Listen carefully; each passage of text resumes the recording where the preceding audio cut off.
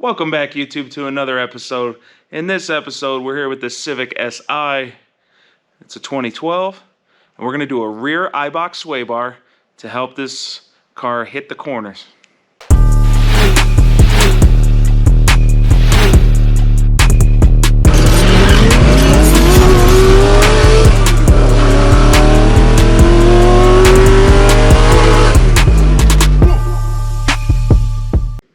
We got the rear sway bar from iBox to install on this Civic. Here's the part number 4031.312. Here's what comes in the kit. Obviously, you get a sway bar. You get a package with the bushings, as well as the bushing grease and instructions. Step 1, jack up the car and remove the wheels. To get the sway bar disconnected from the end link, you're going to need a 16 for the nuts, and you're going to need a 5mm hex Allen key that goes in the center, and then you're going to take it apart. This one will be set to lefty-loosey, this one will be set to righty-tighty. The sway bar mount is held in with 14mm bolts, so you're going to have to use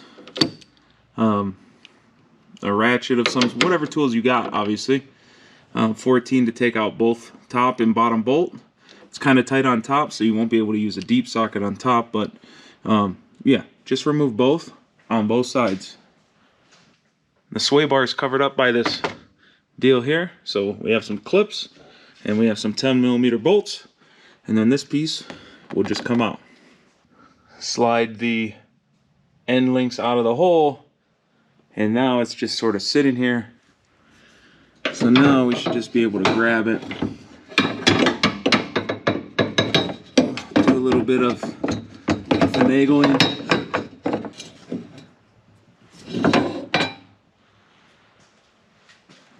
There we go, it's finally out.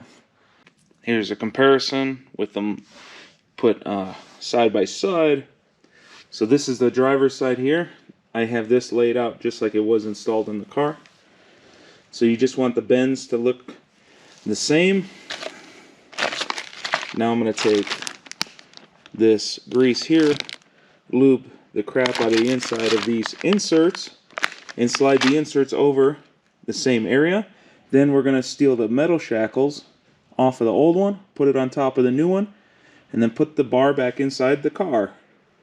The new sway bar is too thick now to slide in the same way, so I remove these, but these have a tab that hold it in. So now you have to remove the little clip out of there, and then 3 10mm bolts that hold this heat shield in to slide it over to, then you can get to this bolt, and then this will come down and allow you plenty of room to do what you got to do back here. Now start by putting the bar in and only get like a few threads on there so it's nice and loose.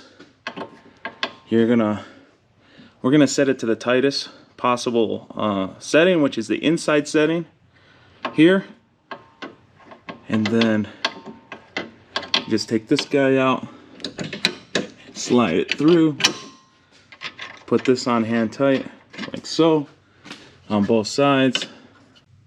Now that those are just on loosely, we are going to make sure the bar is centered. So between this bend and the edge here needs to be pretty much the same as this end. So you just slide it a little to the left or the right, and right about there is centered. Now I'm going to torque the hell out of these guys here and here. Now that everything's tightened down, you're just going to put the car back together. So you're going to put that bar back, you're going to put all the covers back. Yeah, you're going to do all that. And just reverse the steps you did to take it apart, and enjoy the stiffer ride with the less roll side to side. Hit some mountain roads. Weave in and out of traffic at 42 miles an hour. you know, it's all good. Thanks for coming and checking out the Fat Guy Builds. Hopefully you liked the video. Hopefully this video saves you some money. Hit like, share, subscribe. You can check me on Patreon if you really want. Most people don't watch this end clip anyways, but thanks for watching. Till next time, wrench on.